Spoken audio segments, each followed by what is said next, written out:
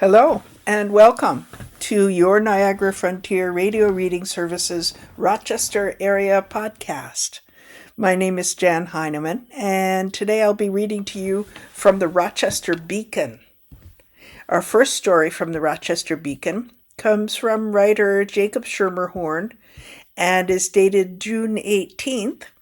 Harris and Pratt commit $24 million to RIT.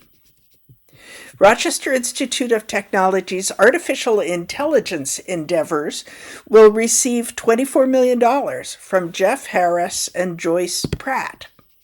Harris, a 1975 graduate in photographic science and instrumentation, is an RIT Board of Trustees member and immediate past chair. Pratt is a President's Roundtable member and College of Liberal Arts National Council chair. Their donation will go toward an endowed directorship, 3 professorships, and additional support for students and faculty for the university's AI Institute, expected to launch in early 2027.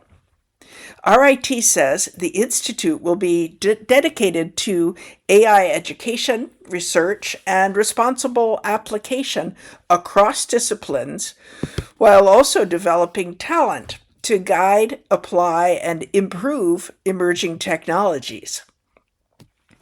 Harris, who has also held leadership positions at Lockheed Martin, Space Imaging, and the Air Force Office for Space Acquisition and Integration, and the National Reconnaissance Office, says, "Through my career, I have seen new technologies transform industries and processes, improving understanding and creating opportunities that people could scarcely imagine." He adds, "What remains constant through technological change is the importance of people and their expertise, judgment, creativity, and ability to apply their knowledge to address real-world challenges. RIT has long excelled at the intersection of technological innovation and practical application, and we believe the university is well positioned to help shape how human-facing artificial intelligence is applied."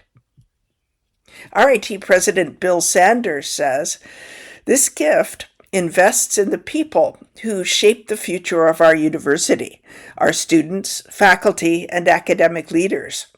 As artificial intelligence evolves, it is once again people who matter most. The ability to guide, apply, and improve emerging technologies will depend on talented individuals prepared to lead through change." The Harris-Pratt Directorship, which will establish permanent leadership and support for the AI Institute, will comprise $5 million of the donation. The search for a founding director will begin this summer. Of the remaining funds, $18 million will be divided evenly to support 3 endowed positions named after Harris and his parents: the Jeffrey K. Harris, Jane King, and Gerald W. Harris professorships. In addition, $1 million will be added to the J. K. Harris Endowed Scholarship, established in 2015 to support the Dessler Johnson Rochester City Scholars Program. The program supports full-time, first-year students from public and charter schools within the Rochester City School District and the Urban-Suburban Interdistrict Transfer Program with low socioeconomic status.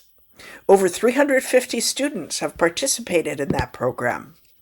Pratt says, "Through scholarships, mentorship, and research experiences, our investments at RIT extend far beyond the classroom. We're proud to support the students and faculty who will shape the future." Pratt's career includes stints as a Russian analyst at the Central Intelligence Agency and later Lockheed Martin. She says, one of the greatest rewards of our involvement with RIT has been seeing the impact that educational opportunity can have on students' lives. This donation brings the couple's total giving, which began in 1985, to more than $30 billion. President Sanders says, Jeff and Joyce have demonstrated an extraordinary commitment to RIT through their leadership, service, and generosity over many years. This story from the Rochester Beacon comes from writer Jacob Schermerhorn, who's a contributing writer to the Beacon, and you're listening to readings from the Rochester Beacon on your Niagara Frontier radio reading service. Our next story from the Rochester Beacon comes from writer Smriti Jacob and is dated June 19th. A trailblazer in Rochester banking. Ken Bell's laughter could fill a room, but the former regional president of HSBC Bank and longtime Rochester leader was just as disciplined as he was warm, a careful listener who, when the moment called for it, could cut through the fluff. Bell died last month at 80. His daughter, Sid Bell, who recalls that his directness allowed conversations to move forward and decisions to be made when needed, says he had a great sense of humor and also knew when the work needed to get done. I've heard stories of the balance that he brought to the rooms he was in, always in service of the work the group was there to do. A degree in public accounting from Utica College of Syracuse University, also known as Utica University, led Bell to a career in finance. He worked for Arthur Andersen in the 1970s, eventually moving into banking when First Federal Savings and Loan of Rochester hired him. First Federal was acquired by HSBC in 1997. Sid Bell, who is co-director of Our Local History, says, Utica University was an important place for him. I think he saw it as the place where he started thinking seriously about his career. A couple of professors were especially influential, affirming his choice of career. Bell remained connected to the school, eventually joining the board, and was involved for over 2 decades, his daughter says. When Bell assumed leadership of HSBC, the bank was the largest in the 6-county area by deposits and had expanded into retail banking operations. He has been credited with helping HSBC focus on branch sales and motivating sales teams to sell banking services. Ajamu Kitwana, Senior Vice President and Director of Purpose and Community at ESL Federal Credit Union, says, Ken once told me the story of his career journey in banking. He, not having started as a banker, but as an accountant, explained that he sought out the opportunity to put points on the board. That meant leading a profit-driving line of business for the bank. As an African American in a field where few Black Americans before him got an opportunity to thrive, Ken wanted a role where his impact and contribution to the business would be undeniable. As I, in many respects, try to follow Ken's footsteps, I often reflect on Ken's words to seek opportunities to demonstrate measurable impact or points on the board. Fahim Massoud, recently retired CEO of ESL, got to know Bell as a board member of the credit union. Bell also chaired the board. He had an amazing journey in banking, and he was a senior statesman in our banking industry, Massoud says. ESL, during Massoud's tenure, took some bold steps, including building offices on Chestnut Street downtown, acquiring businesses like Cooper Hames, and strengthening its commitment to the community through its charitable foundation. Masood says, I always had Ken to be able to ask him, hey, this is what we're thinking of. He'd ask me questions, but he encouraged me, and he gave me tremendous confidence in myself. During the pandemic, Masood recalls, Ken Bell recorded a video for the ESL management team. He did that, Masood says, to encourage us, to support us, to compliment us, and to say, with all the difficult choices in front of us, we are doing an amazing job. And that meant a lot on behalf of the board. Bell's ability to connect with people included organizations in the community. In that work, education in all forms and ongoing support for students and families stood out the most, Sid Bell says. His work with Junior Achievement of Central Upstate New York enabled him to share his business experience with students. His daughter adds, he enjoyed meeting with them, learning about them, and offering guidance and advice in the classroom alongside the Junior Achievement curriculum. Those who knew Bell knew of his dedication to Hope Hall School. Members of the Bell family volunteered at the school for students with special learning needs during Bell's board service. Rochester was home to Bell, his daughter said. He was born in 1945 in Chicago and lived in Indianapolis before joining the Air Force and rising to the rank of sergeant. Rochester would come later, after Utica. Sid Bell says, he made sure to make his voice heard in the areas he thought it would make a great home to everyone who lives here. Ken Bell's philosophy, don't take yourself too seriously, but take your work seriously, has stayed with many. Masood says, we have lost someone of significant intellect, but a very human person who did his work in a very human way. And I think if you talk to a number of people who got exposed to him early in their career, they will say he taught them exactly that. Take your work seriously, but don't take yourself seriously. Meaning, remember, you're a human being. The last year was a special one for Bell. He was able to spend time with his children and grandchildren and celebrated his 80th birthday with his whole family. Sid Bell says, my dad has accomplished an incredible amount in his life, and he had so much to be proud of.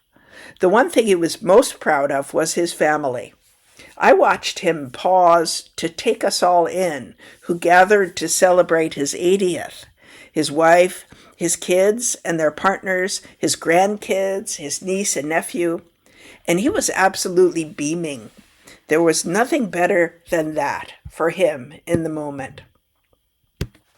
As a former reporter and associate editor at the Rochester Business Journal, my memories of Ken Bell center on his being available to writers who requested his opinion, including myself. His humility was striking. When I saw him last year, I greeted him as Mr. Bell. He laughed and said, I'm just Ken. Ken Bell is survived by his wife, Anne Vanessa Bell, his children, Justin, Meg Cooch, David, Courtney, Catherine Bell McKinnon, Stuart McKinnon, and Sid, Doug Weglicki.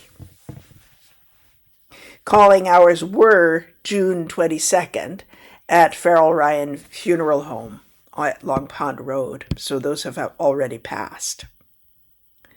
This story from the Rochester Beacon comes from writer Smriti Jacob, who's also managing editor. She works at Wealth Forward ROC, where Ken Bell was a board member. And you're listening to readings from the Rochester Beacon on your Niagara Frontier radio reading service. Our next story from the Rochester Beacon comes from contributing writer Will Cleveland and is dated June 22nd. How Preservation Beer and Lock 32 Brewing Silence the critics. This post is one in a partnership between the Rochester Beacon and veteran reporter Will Cleveland, featuring articles published on his Substack site called Cleveland Prost. Casey Dunleavy and Seth Clark spent nearly a decade not brewing their own beer. This was not an oversight. From the moment they opened Lock 32 Brewing Company in Pittsford in 2014, they were doing something more deliberate than most people recognized, testing a market before betting the house on it. A reasonable thing to do, it turns out, when you're trying to build something that lasts. The full production brewery they always wanted, Preservation Beer Company, now humming in Fairport, is proof that the strategy worked, even if it took a while. A surprise tap room closure and a build-out that chewed through more money and time than anyone planned before anyone could admit it. Lock 32 opened at 10 Showen Place along the Erie Canal with a straightforward vision.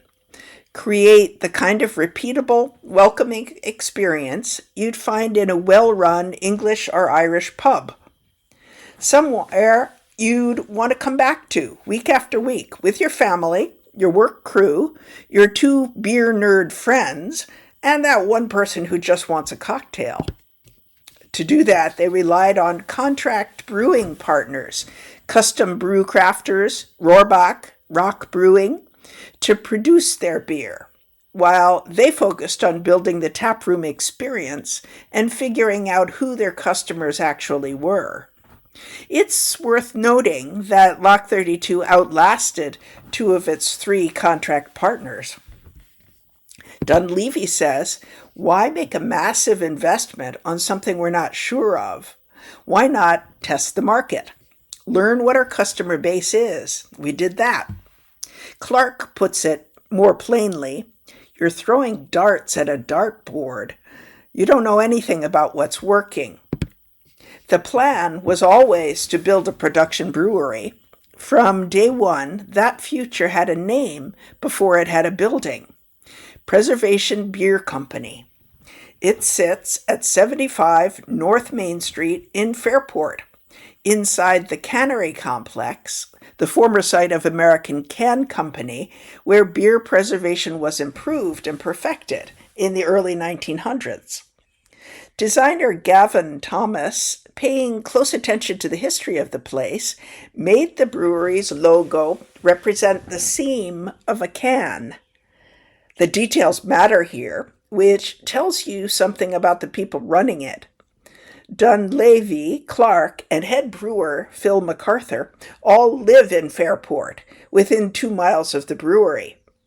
MacArthur looks like someone you'd see coaching a youth soccer team on a Saturday morning, which is not far from reality. He's a Fairport dad. He has the kids, he has the bike he uses to pick them up from school, and has lived there continuously for 6 years now, the longest stretch he's ever stayed put in one place.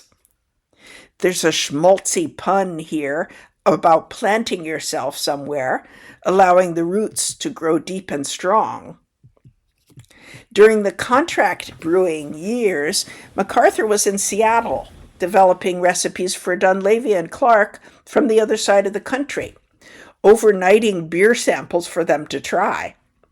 The communication worked, but there's a difference between texting your brewer and being able to walk into the same room with him. It simplifies things quite a bit, MacArthur says, with the measured understatement of someone who spent years doing it the other way. He was a brewer at Custom Brew Crafters when the Lock 32 relationship began. They began discussions with Fairport economic development officials nearly 4 years before the brewery opened, vetted multiple properties, had a few near misses that didn't quite work out, as Dunleavy puts it, which, as with most things in this story, happened for a reason. In the meantime, they opened a second tap room, 7 Story Brewing, in Bushnell's Basin, and kept growing The contract model was funding the expansion. The plan was coming together slowly and deliberately. Then the wheels wobbled. 7-story closed in June 2023 due to a landlord dispute. Frustrating in the moment, though the timing contained a quiet irony. Clark says, before 7-story closed, this was already in the works. This was all part of the plan. However, we thought we'd be feeding 2 other tap rooms in addition to this. He pauses. Thank goodness, because we wouldn't have been able to do it. The 10-barrel brew house at Preservation barely keeps pace with demand across 2 locations as it stands. Could you imagine, Phil, having a 3rd place to supply? Dunleavy asked during our conversation. MacArthur's response, it would have been tight. That's brewer speak for absolutely not. Preservation opened in November 2023, but they weren't brewing their own beer yet. They'd completed large sections of the renovation without power or water, and construction reality, as ever, had its way with the timeline. The move was purposeful: get the front of the house open, generate revenue, bring production online when it was actually ready. Dunleavy says, we made the calculated decision, let's not rush it on the back of the house end. It's not unlike our whole origin story, from contract brewing to producing everything in-house. Let's not go too crazy. They started brewing on site about 8 months after opening. It was about this time that the vocal contingent of craft beer purists, particularly in overzealous local Facebook groups, who had spent years showing up online to criticize the contract arrangement and the quality of the beer, they went conspicuously quiet. MacArthur meddled at the most recent New York State craft beer competition for his Groundskeeper Philly Scotch Ale. Bonus points for the Simpsons reference, which is exactly the kind of nerdy but approachable energy this place runs on. Consider what that means in this market. The Scotch Ale, alongside the cream ale, is effectively the official craft beer style of Monroe County, a legacy cemented over decades by Rohrbach. To come into that tradition as a new production brewery and meddle in that style is quite a statement. Critics tend to go quiet when the beer speaks for itself. The tap list at Preservation reflects both technical range and a clear-eyed understanding of what people actually want. Lagers, IPAs, stouts, a hard seltzer that's become one of the best sellers at both locations, and a pre-mixed cocktail on draft, currently a blue Gatorade-style sports drink with vodka. That is, at times, their top-selling item. I tried the cocktail. My journalistic duty demanded it. It passed muster, easily. Dunleavy says, we've had to check our egos. Our goal from Locke in the early days was to create a repeatable experience for people. But we're not driven by the fact that our entire identity is 100% beer. We have a friendly staff. We have an approachable menu where if you're coming in with 2 beer nerds and you're not a beer nerd, you won't be intimidated when you walk in. MacArthur frames the business logic plainly. We made that seltzer, and it did so well that we took the cider off. The cider is the most expensive keg on the wall. Do enough of those small adjustments, and they add up. You don't fully appreciate what they've built until you actually show up. On a Bills game day, the place is packed wall to wall, standing room in every direction, the kind of crowd that makes you understand why a 10-barrel brew house runs at capacity. On a Friday night, when Claudia Heuser is playing, she's become a regional country draw with real pull. The cannery complex overflows, the outdoor areas filling up as people spill between Preservation, the neighboring Faircraft Brew House, and Iron Smoke Distillery down the way. Walkable village, dinner, drinks, live music, people everywhere. It's one of the more genuinely vibrant entertainment districts in Monroe County, and Preservation is at the center of it. Nobody in this business is pretending things are easy right now. The recent closure of Naked Dove in Canandaigua landed hard on Dunleavy.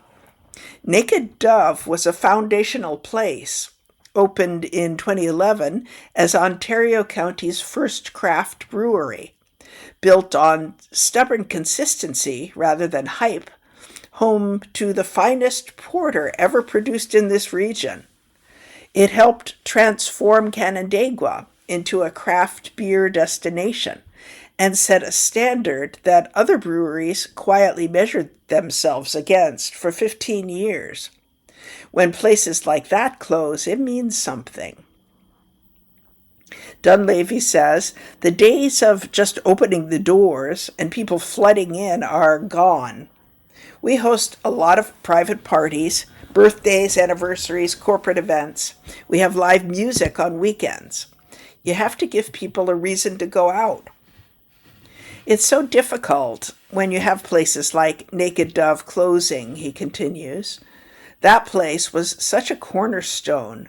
So it's really hard not to have that draw all of your attention. You come down here on a weekend, there are people everywhere. It's just hard not to focus on the negative. The tension he's describing is real. An industry where the foundational places, built on community and consistency, face structural headwinds that have nothing to do with the quality of their beer. Preservation is doing the things you have to do to survive. The control piece, after years of trusting contract partners, means everything to them now.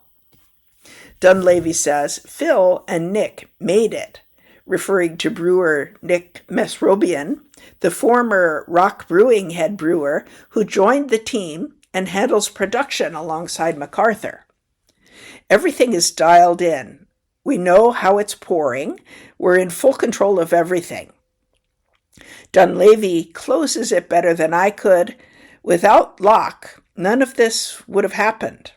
And Locke continued to produce during this build-out. It helped so much. It's been kind of cool to have Locke get knocked in the beginning for contract brewing, and now seeing Phil and Nick brewing such great quality beer. And we're now delivering that to Locke while Locke continues to grow. It's been a slow burn, but it has been fun to see. Preservation Beer Company is at 75 North Main Street inside the Cannery Complex in Fairport. Lock 32 Brew Company is at 10 Schoen Place in Pittsford along the Erie Canal. And this story from the Rochester Beacon comes from writer Will Cleveland, who's a Rochester Beacon contributing writer. He's a former Democrat and Chronicle reporter, and he writes about beer in the Finger Lakes region and Western New York on Substack. And you're listening to readings from the Rochester Beacon on your Niagara Frontier radio reading service. Our next story from the Rochester Beacon is a guest opinion, a letter to the editor. SpaceX's otherworldly valuation. This letter to the editor of the Beacon comes from writer Mark Armbruster, who is president of Armbruster Capital Management Incorporated, a registered investment advisor in Rochester with more than $1 billion in assets under management. And Mr. Armbruster writes in to the Beacon on SpaceX's otherworldly valuation. Back in the 1990s, during the dot-com boom, tech stock fever gripped investors. There were stories of New York City taxi drivers day trading from their cabs, and in fact, I witnessed this personally. The frenzy for internet stocks, most of which were unprofitable, drove the stock market to new heights and valuation levels never seen before. Of course, the party ended in 2000 when the stock market began a descent that would last into 2002 and wipe out over 50% of its value. The tech-heavy NASDAQ index lost a whopping 78% from its peak. There are many similarities in today's market. The latest, and perhaps the most extreme example, is the initial public offering of SpaceX. The company has been trading publicly since June 12th, and it rocketed, excuse the pun, to nearly $226 per share from its listing price of $135 before sliding back to about $155 per share. At the current stock price, the company is more valuable than Meta, Facebook, Berkshire Hathaway, Walmart, JP Morgan Chase, and countless other household names. Only 5 U.S. public companies are worth more: Amazon, Nvidia, Apple, Alphabet, Google, and Microsoft. SpaceX's market capitalization, the value of all its shares at their current price, is $2.05 trillion. Is it really worth that much? The company has 3 operating units: connectivity, which operates Starlink, space, which includes rocket launches, and AI. Starlink earns over $4 billion annually, but that profit is dwarfed by losses in the other 2 business units. Total company revenue was $18.7 billion in fiscal year 25, which resulted in an overall loss of $4.9 billion. Would you pay almost $2 trillion for a company losing almost $5 billion each year? What if it also had $29 billion worth of debt? Well, maybe if it seemed like profitability was achievable in the not-too-distant future. Or maybe you'd pay a huge amount of money for a company that was losing money but growing rapidly. This is certainly the case with SpaceX. The IPO prospectus estimates its total addressable market across business lines at $28 trillion. So even with rapid growth in the past, total company revenue was up 33% in 2025, there should still be plenty of runway left if the numbers in the prospectus are to be believed. I wouldn't. And competitors such as Anthropic and OpenAI have achieved eye-popping growth rates. That is likely the crux of SpaceX's valuation. There's a hope that businesses will start to launch more satellites for communication services if launch costs come down. Or businesses may start to build on other planets if that becomes realistic from a cost perspective, resulting in greater rocket launch revenue. Increased volume could reduce unit costs and profitability may emerge. Starlink is already profitable, but there is ample opportunity to grow the subscriber base. The AI offering, called Grok, is currently not among the most successful AI engines, but large language models seem to be playing a game of leapfrog with one another, so there is hope that Grok will take a more dominant market position in the future that allows for greater subscription revenue.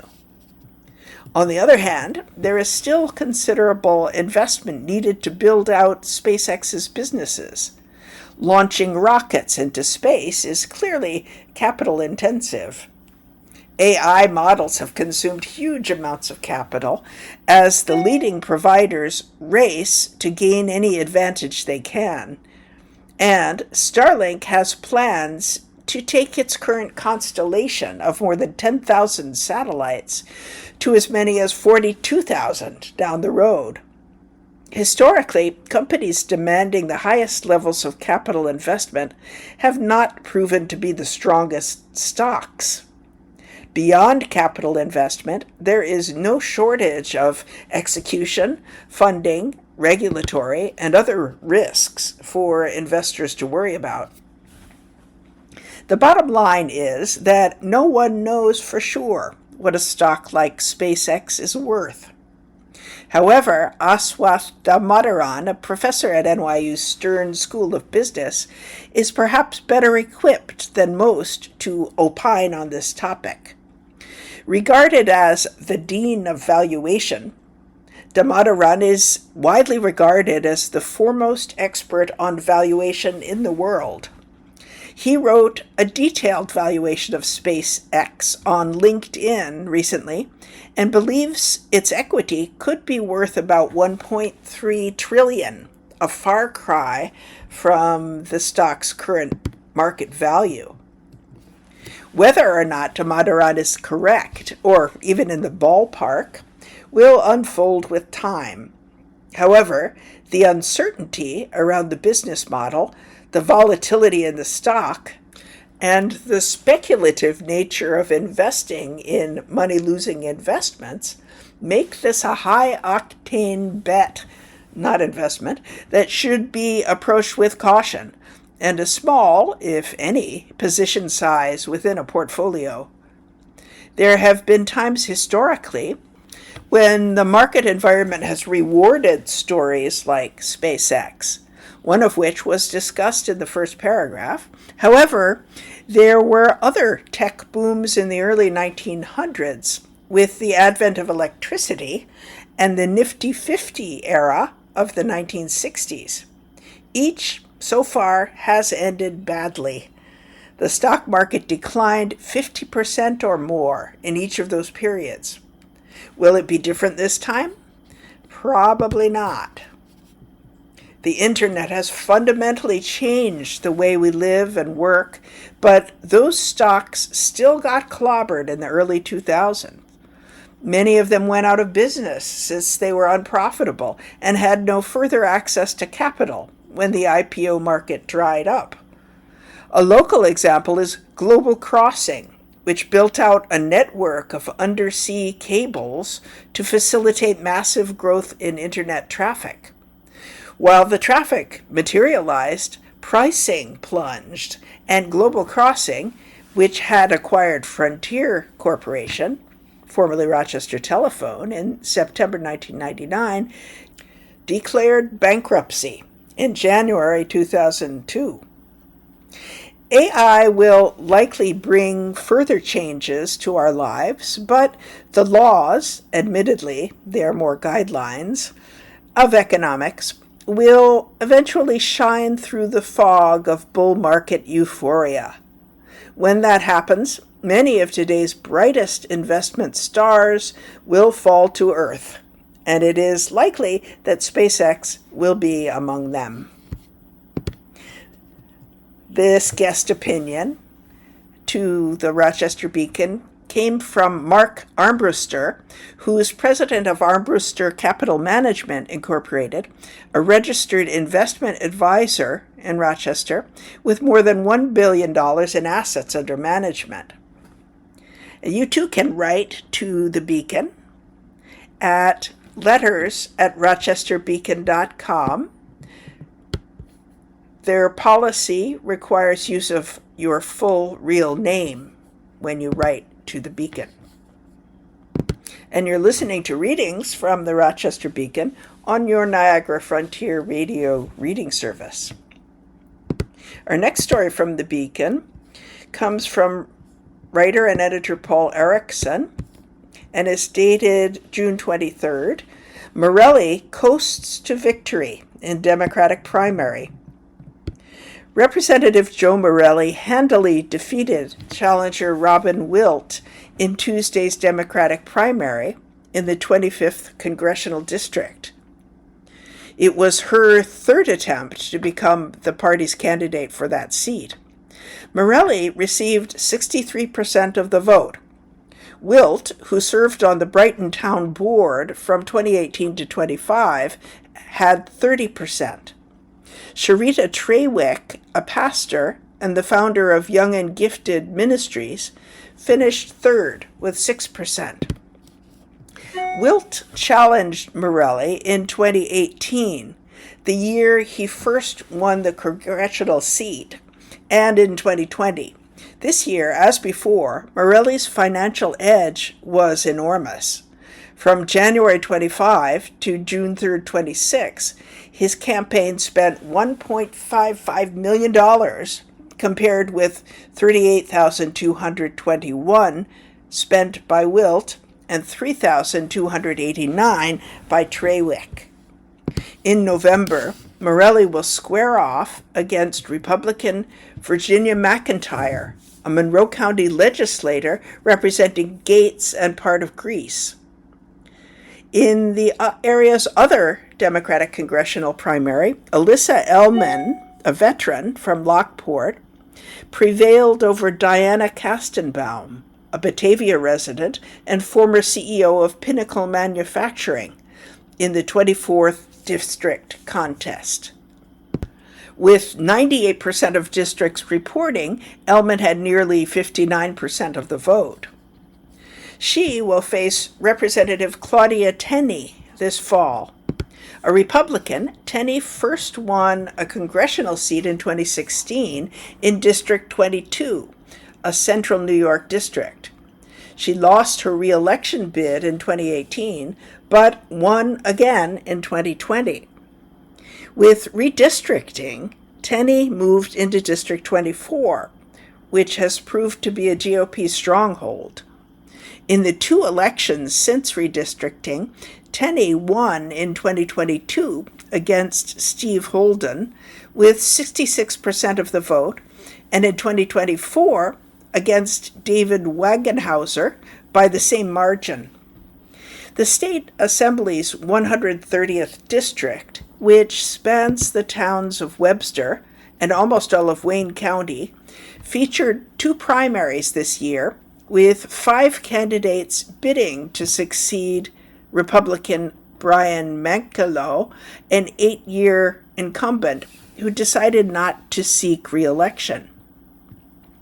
In the GOP contest, George Dobbins, with nearly 39% of the votes cast, edged Summer Johnson at 32% and Mark Johns at 27%. Mankelow and Wayne County Republican Party endorsed Dobbins, while the Monroe County GOP backed Johns. In the Democratic primary, Carl Fitzsimmons had a narrow lead over Joe LaManna, with all election districts reporting. Fitzsimmons, a veteran and engineer who worked in telecommunications, had 48% of the vote versus 47% for LaManna, who was a union leader with the United Auto Workers. The two were separated by 49 votes out of 4,297 cast. In the 137th Assembly District, incumbent DeMond Meeks swept past Monroe County legislator Mercedes Vasquez Simmons 78% to 18%. For more than 3 decades, the seat was held by the late David Gant.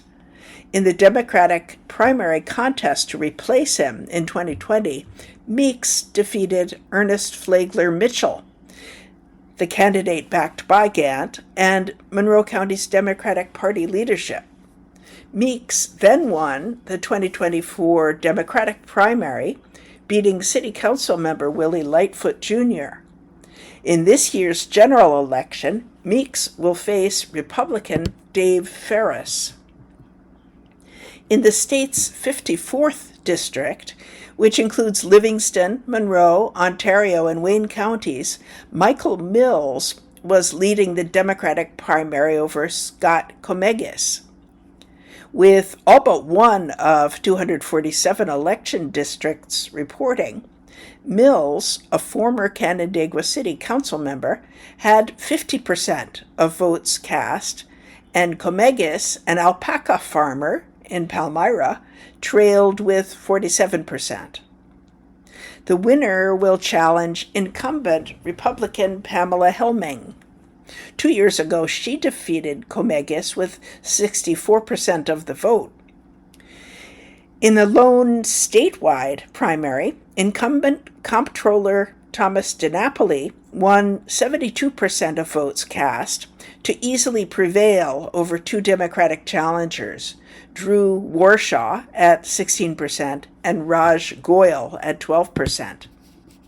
All election results were reported Tuesday evening, that would be June 23rd, which include blank, void, and write-in votes, were unofficial at that time. This story from the Rochester Beacon comes from executive editor Paul Erickson, and you're listening to readings from the Rochester Beacon on your Niagara Frontier Radio reading service. Our next story from the Rochester Beacon comes from writer Aiko Levick and is dated June 24th. Webster Pride flag removal remains divisive. Woodland Silkscreen and Embroidery, a small business in Webster, recently received hundreds of negative Yelp reviews accusing the store owner, Lori Reed, of bigotry. The influx of negative reviews came after the Webster Town Board's 3-2 decision to remove a pride flag from town property. Reed had openly supported that decision.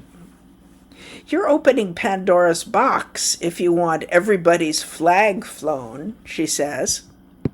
On June 1st, the pride flag was raised at Town Hall for the first time in Webster's history to mark the beginning of Pride Month. 4 days later, it no longer flew over the building. The decision to take down the flag has divided the community. Some believe only the state and American flags should be flown on government buildings, while others think removing the flag during Pride Month is discriminatory. At a June 4th Webster Town Board meeting, Republican Councilman John Cahill introduced a resolution to allow only the American and New York flags to be displayed on town property. It passed in a 3-2 vote. Cahill and supporters of his resolution, Republican Councilwoman Jennifer Wright and Democratic Councilman Garrett Wagner, did not respond to a Beacon request for comment. Democratic Town Supervisor Alex Scaldoni, who made the initial decision to raise the flag, says neither he nor Democratic Deputy Supervisor Nick Hunter was aware that the motion would be introduced. Copies of the resolution had been prepared, even though it wasn't on the agenda. Scaldoni says, "I was not aware that this was going to happen. The community was not aware. They brought it forth right at the end of the meeting to make it happen."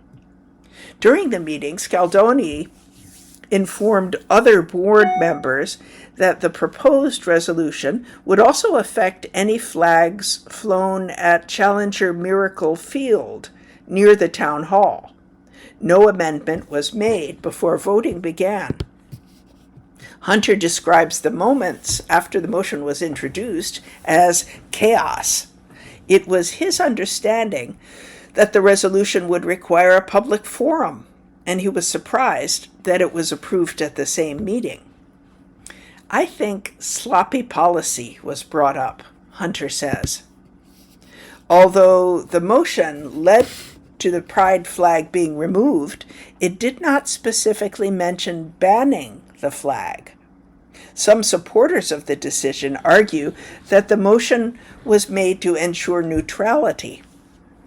Reed says that her support of Cahill's resolution was not due to any anti-LGBTQ bias, but because she believes only the American flag should be displayed at Town Hall. You either have to put all flags up for all groups, or you put no flags up, she says. Reed believes the LGBTQ community misunderstood her intentions and is overreacting by writing negative reviews for her store. Others, like Andrew Moran, president of Rochester Rainbow Union, an LGBTQ organization, are not convinced that the decision was a push for neutrality, citing the fact that the Ukrainian flag has been displayed on town property in the past without pushback. It's telling that only when it's the pride flag that comes up is when they decided they need to take down all flags, says Moran. Scaldoni also believes the decision was biased and explains that he was partly inspired to raise the pride flag by the previous display of the Ukrainian flag. He and Hunter continued to stand by the initial decision, alongside other members of the Webster community. On June 13th, dozens of people from both Webster and the greater Rochester area gathered outside of Town Hall with rainbow flags and signs to protest the new policy. The protest organizer, who declined to provide her full name, is owner of the @WebsterPride Instagram account. She says she is unhappy with how quickly the decision was voted on and believes most community members would like the flag to be presented. She says, "I would just say to listen to the voices of the people in the community." Many Webster residents showed up at the June 18th town board meeting to share mixed opinions. As of now, the new policy remains. This story from the Rochester Beacon comes from writer Aiko Levick, who's a student at the Rochester Institute of Technology and a member of the Oasis Project's third internship cohort. And you're listening to readings from the Rochester Beacon on your Niagara Frontier radio reading service. Thank you for listening today. And my name is Jan Heinemann, and I hope you come back again to listen to readings from the Rochester Beacon on the Rochester Area Podcast on your Niagara Frontier radio reading service.